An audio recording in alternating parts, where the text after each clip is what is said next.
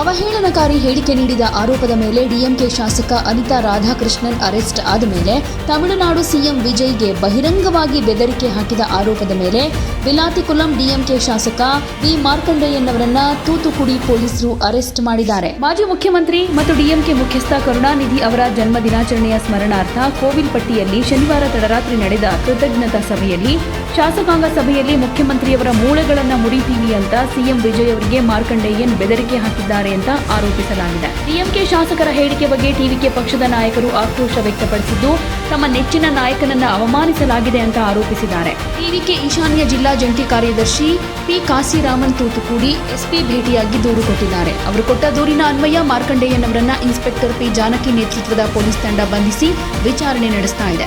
ಇನ್ನು ತೂತುಕುಡಿ ಜಿಲ್ಲಾ ಅಪರಾಧ ವಿಭಾಗ ಮಾರ್ಕಂಡೇಯನ್ ವಿರುದ್ಧ ಬಿಎನ್ಎಸ್ ಸೆಕ್ಷನ್ 351(3), 353(2) ಅಡಿಯಲ್ಲಿ ಎಫ್ಐಆರ್ ದಾಖಲಿಸಿದೆ. ಶಾಸಕರ ಬಂಧನದ ಸಮಯದಲ್ಲಿ ಭಾರೀ ಪೊಲೀಸ್ ಬಂದೋಬಸ್ತ್ ಮಾಡಲಾಗಿತ್ತು. ಇಷ್ಟಾದರೂ ಡಿಎಂಕೆ ಕಾರ್ಯಕರ್ತರು ಪೊಲೀಸರ ಕ್ರಮವನ್ನ ವಿರೋಧಿಸಿ ಪ್ರತಿಭಟನೆಯನ್ನ ನಡೆಸಿದ್ರು. தகப்பனார் என்று சொல்கிறானே, நான் கேட்கிறேன், மானங்கெட்ட தமிழ்நாட்டினுடைய முதலமைச்சர் சட்டமன்றத்தை பூட்டுவானா? பூட்டினா உனக்கு எலும்பு இருக்காது, ஒட்டச்சிட்டு தான் உன்னை அடி பூட்டுவானா?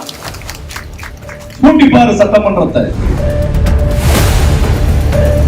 அரெஸ்ட் பண்ணிடுவான்னு சொல்லி நைட்டோட நைட்டா நீங்க தான் கேரா வேண்டாம், யார வச்சுக்கிட்டு நீ ஓடுன கரூர்ல இருந்து. நாங்க ஒன்னும் பயந்து ஓடல.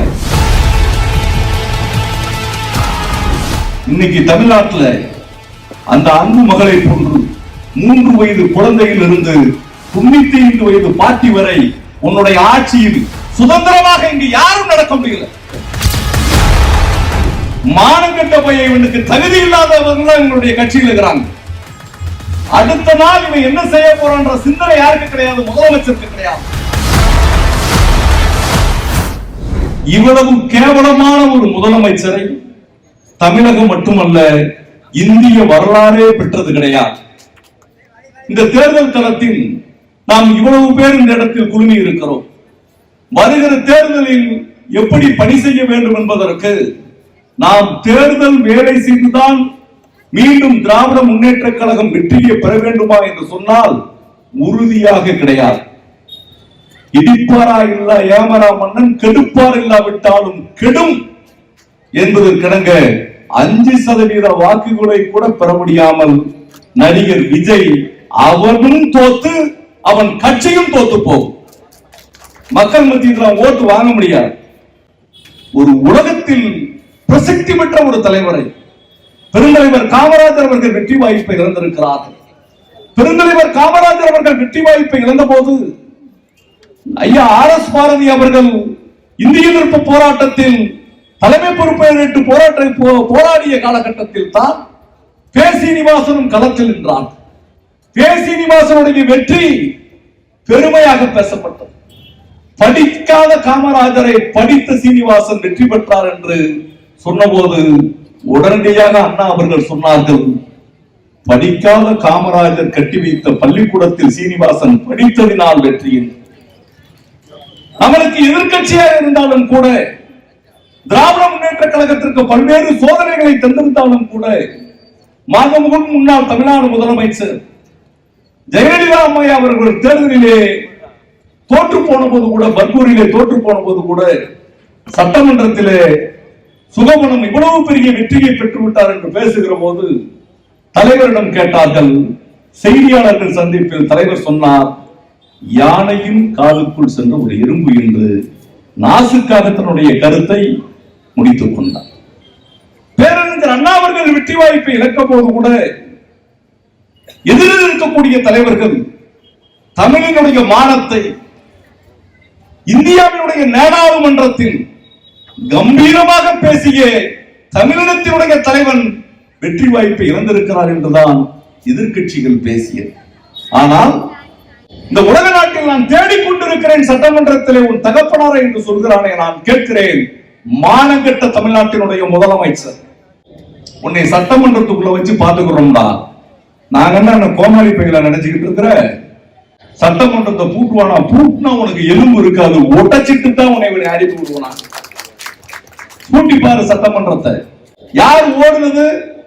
அரெஸ்ட் பண்ணிடுவான்னு சொல்லி நைட்டோட நைட்டா நீ தான் கேரா வேண்டல யார வச்சுக்கிட்டு நீ ஓடுன கரூர்ல இருந்து. நாங்க ஒன்னும் பயந்து ஓடல. சட்டமன்றத்தில் நாங்க பயந்து ஓடணுமா?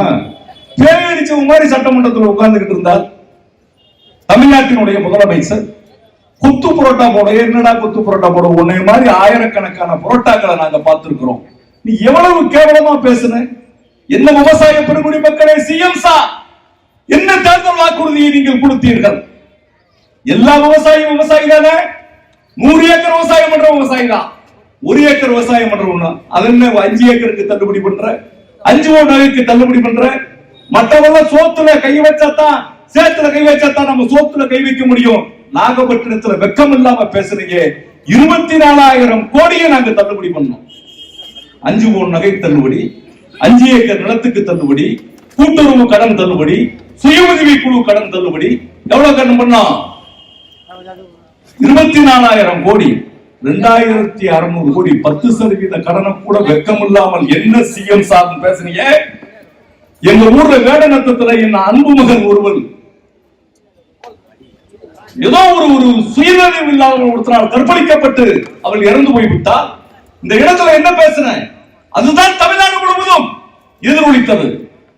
எங்களுடைய அமைச்சர் அதனால்தான் வெற்றி வாய்ப்பு இருந்தார். நான் கேட்கிறேன், இன்னைக்கு தமிழ்நாட்டில் அந்த அன்பு மகளை போன்று 3 வயது குழந்தையில் இருந்து 95 வயது பாட்டி வரை உன்னுடைய ஆட்சியில் சுதந்திரமாக இங்கு யாரும் நடக்க முடியல. அரசாங்க ஊழியர்களே, விஜய் ஆட்சியில உங்க பணத்தை, நீங்க டெபாசிட் பணத்தை, உங்களுடைய பிஎஃப் பணத்தை, உங்களுடைய சம்பளத்துல பிடித்தம் பண்ண பணத்தை, மொத்தமா கொடுக்கிற பணத்தை இது விஜய் ஆட்சி வர்ற வரைக்கும் நீங்க வேண்டாம்னு சொல்லிருங்க. இல்லாட்டா உங்களை இந்த ஆட்சியில பாதுகாப்பு இல்லாமல் கொலை செய்வதற்கு அங்கங்க விஜய் கட்சிக்காரன் ரெடி ஆயிட்டான். நான் கேட்கிறேன், நீ என்ன வழக்கு போட்டுருவ? வழக்கு போடுறேங்கிறான், மிரட்டுவேங்கிறான், எம்எல்ஏ விலை பேசுறேங்கிறான். இவனே என்னைய பிடிச்சுக்கோ, என்னைய பிடிச்சுக்கோ, என்னைய பிடிச்சுக்கோ, நான் வெற்றி கொண்டான் உங்களை கொண்டாலும் நாங்க பேச மாட்டோம். நாங்க எதிர்கட்சியா 5 வருஷம் இருக்கணும்னு நினைக்கிறீங்களா? மானங்கட்ட பையனுக்கு தகுதி இல்லாதவர்கள் எங்களுடைய கட்சியில் இருக்கிறாங்க.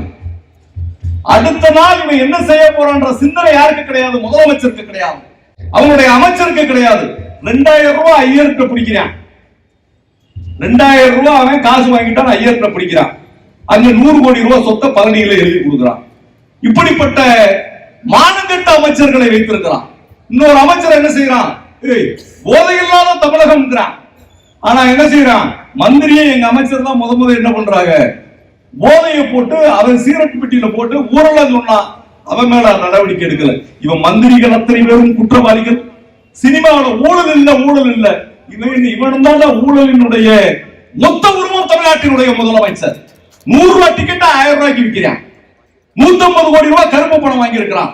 இவன் மூலம் 3 ரூபாய்க்கு பேப்பர்ல இன்னைக்கு சிவகாசியில பிரிண்ட் அடிக்கிற 10 பீசாவுக்கு பிரிண்ட் அடிக்கிறத 10 கோடி ரூபாய்க்கு பணம் சேர்த்து 5,000 கோடி ரூபாய் கையிருப்பு வச்சிருக்கிறான். ஆதவர்ஜனா அவனுடைய மாமியாவுக்கு 5,500 கோடி இருக்கு. இதெல்லாம் உங்க அப்பா கலைஞர் எப்படா பணம் வந்துச்சுன்னு கேட்கிறான். ஏவா வேலு வீட்டுல எப்படா பணம் வந்துச்சுன்னு கேட்கிறான். எங்க முதுவரும் தலைவர் RS பாரதி எப்படா வெள்ள வேஷ்டி கட்டலாம்னு நினைக்கிறான். ಯಾವುದೇ ಸುದ್ದಿಯ ಅಪ್ಡೇಟ್ ಅನ್ನ ಮಿಸ್ ಮಾಡ್ಕೊಳ್ಬಾರ್ದು ಅಂದ್ರೆ ಈಗ್ಲೇ ಒನ್ ಇಂಡಿಯಾವನ್ನ ಸಬ್ಸ್ಕ್ರೈಬ್ ಮಾಡಿ. ನಿಮಗೆ ಬೇಕಾದ ಭಾಷೆಯಲ್ಲಿ ಎಲ್ಲಾ ಸುದ್ದಿ ತಿಳಿಬೇಕು ಅಂದ್ರೆ ಒನ್ ಇಂಡಿಯಾ ಆಪ್ ಅನ್ನ ಡೌನ್ಲೋಡ್ ಮಾಡ್ಕೊಳ್ಳಿ.